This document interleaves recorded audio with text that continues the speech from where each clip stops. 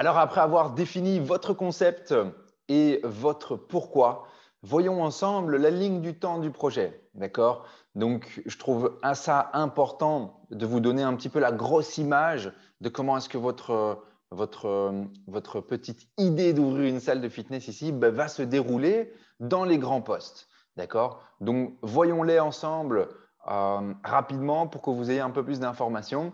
D'accord? C'est toujours bien de pouvoir se projeter. Comme ça vous donne les idées beaucoup plus claires. D'accord? Alors, la première chose, le point 1, c'est trouver son emplacement. D'accord? Rien ne commence tant que vous n'avez pas trouvé votre salle. D'accord? Ne faites rien avant cela. Donc, la première chose à faire, c'est faire tout ce qu'on a vu ensemble avant. Donc, c'est définir son pourquoi, son comment, son quoi, définir son concept. D'accord? Donc, mettre toutes ces choses en place pour que ce soit clair dans votre tête. OK, moi, je veux faire une salle de personal training. Je vais sous-louer à 5 coachs. Je cherche une location qui va être à 2 000 € par mois. Boum, comme ça, c'est ça que je veux faire. Et après, je vois les choses un peu comme ça, comme ça, comme ça. OK? Donc, ça, c'est l'idée. Boum, vous trouvez votre emplacement. Vous avez trouvé votre emplacement. Eh bien, vous allez au point 2, création de votre société. D'accord? Donc, tout démarre avec le fait d'avoir trouvé son emplacement. Puis, vous allez créer votre société et vous allez demander à votre comptable de réaliser un business plan. D'accord? Au niveau de la création de la société, vous allez devoir définir quel est le capital, quelles sont les parts et vous allez réaliser un document d'association si vous êtes plusieurs à réaliser votre salle, votre concept. D'accord?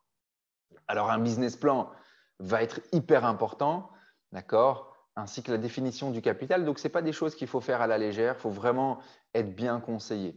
Pourquoi? Parce que quand vous ouvrez une société, vous allez mettre un capital dans la société. Alors, aujourd'hui, bon, ça dépend dans quel pays vous êtes, mais ici en Belgique, on peut ouvrir maintenant une société, une SRL, pour 1 euro. D'accord? Vous n'avez pas de capital à injecter directement.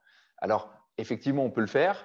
Par contre, si derrière, vous voulez avoir un financement bancaire pour acheter des matériels ou faire des travaux, si vous allez à la banque et que vous avez créé une société avec un capital d'1 euro, en général, ça passe pas trop. Donc, faites-vous bien conseiller et sachez quel est le capital que vous devez injecter dans votre société afin de séduire la banque, car ça va être notre point 3. D'accord? Avant d'aller au point 3, je termine sur ce point 2. Le business plan comptable est également important. Donc, ça, c'est quelque chose que votre comptable va réaliser. Elle va tout de même vous poser quelques questions et vous demander des informations chiffrées, car elle ne connaît pas le domaine, elle ne sait pas combien vous facturez, elle ne sait pas le concept que vous allez faire. Donc, elle va vous demander des informations et avec cela, elle va vous faire un business plan comptable en général sur 3 années. D'accord? Donc, l'idée du business plan comptable, c'est quoi? C'est de faire une projection de votre business au niveau purement financier. Donc voilà, la salle de fitness va générer sur l'année 1 autant de chiffre d'affaires, il va y avoir autant d'amortissement, etc., etc. D'accord? Alors, l'ouverture d'une société et la création d'un business plan comptable, ça va tourner autour de 2 500 €, en tout cas pour ceux qui sont en Belgique, pour la France, le Luxembourg, la Suisse ou les autres pays. Ça peut un petit peu différer évidemment, mais voilà, en général, ça reste dans ce genre de budget. Nous arrivons donc au point 3 où vous allez démarcher les banques. Donc, vous avez trouvé votre emplacement, vous avez créé votre société, vous avez un business plan. Eh bien, c'est parti, je vais à la banque. Pourquoi? Tout simplement pour demander un financement pour le matériel que vous allez ou bien acheter ou bien louer, mais également pour éventuellement des travaux que vous allez effectuer dans le logement. D'accord? Donc oui, vous avez un emplacement, mais votre emplacement, est-ce qu'il est prêt à recevoir votre clientèle? Est-ce qu'il y a le sol, le flooring tout à fait spécifique au fitness? Est-ce qu'il y a les équipements? Est-ce qu'il y a une douche? Est-ce qu'il y a un bureau, etc. Donc, peut-être que vous avez toutes ces modifications à réaliser.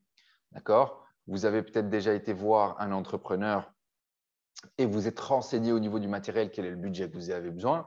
Imaginez que pour travaux, vous avez besoin de 20. Pour l'aménagement, donc pour le sol fitness et tous les équipements, vous avez besoin de 30. Il vous faut 50 000 €. Si vous avez 50 000 € sur votre compte en banque, tant mieux. Maintenant, si vous pouvez avoir un financement de la banque, c'est toujours plus intéressant d'utiliser les leviers financiers. D'accord?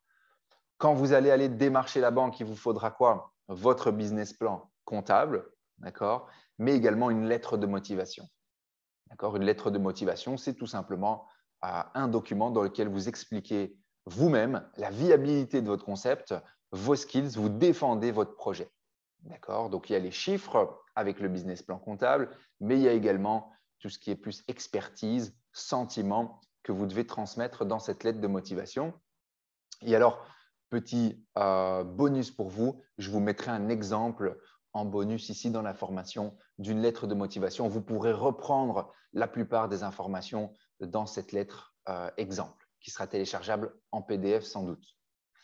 Le point 4, c'est les travaux et les aménagements. Donc, vous avez votre emplacement, la société est créée, vous avez 50 000 € de la banque, c'est parti, hop, on fait les aménagements dans la salle, on crée un petit bureau, on crée une petite douche, on commande le matériel, etc., etc., etc.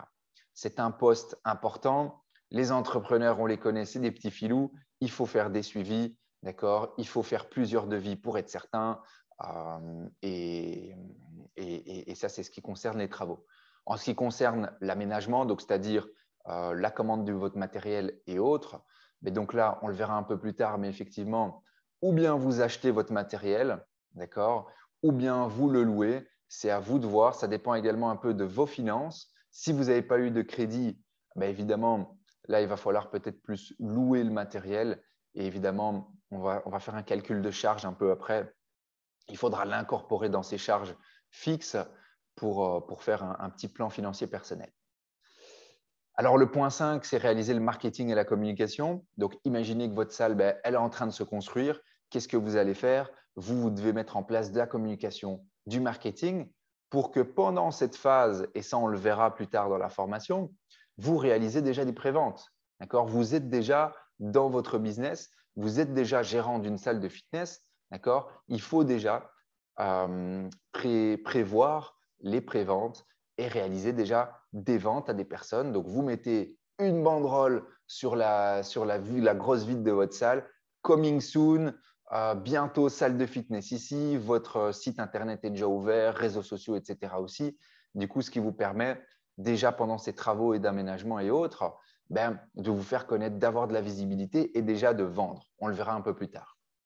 Et puis, point 6, vous êtes au lancement, votre salle est picobello, elle est nickel, il y a tout qui est dedans, elle est prête à accueillir votre clientèle et c'est parti, l'aventure peut démarrer. D'accord?